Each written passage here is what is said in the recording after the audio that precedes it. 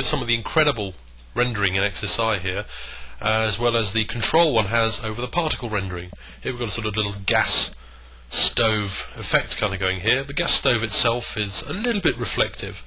You notice the particles are blue at this stage.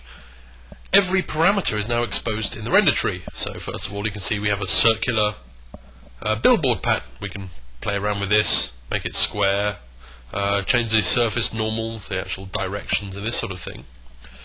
You can see we do all the connections that we're used to.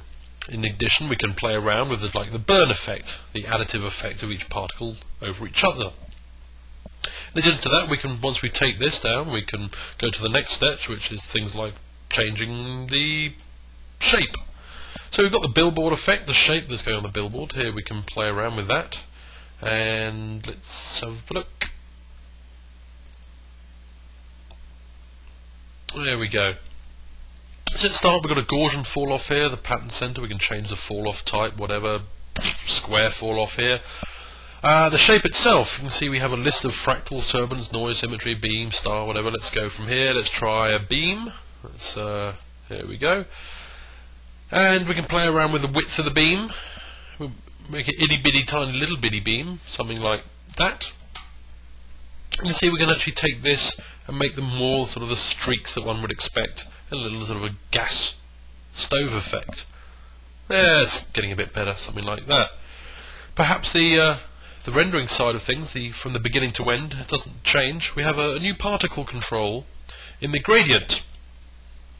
Here's a new gradient tool. As you can see, this is just going from black to white at the moment. So what we can do is simply, we can click on this to change the colours and effects. So if we were to start, we can pick from here, or we can just simply drag the sliders, play around, something like that, whatever. Yeah, that'll do. This one, make it a bit blue, perhaps. Well, let's try a bit of this, bit of that, and a bit of the other. All this control we can actually change.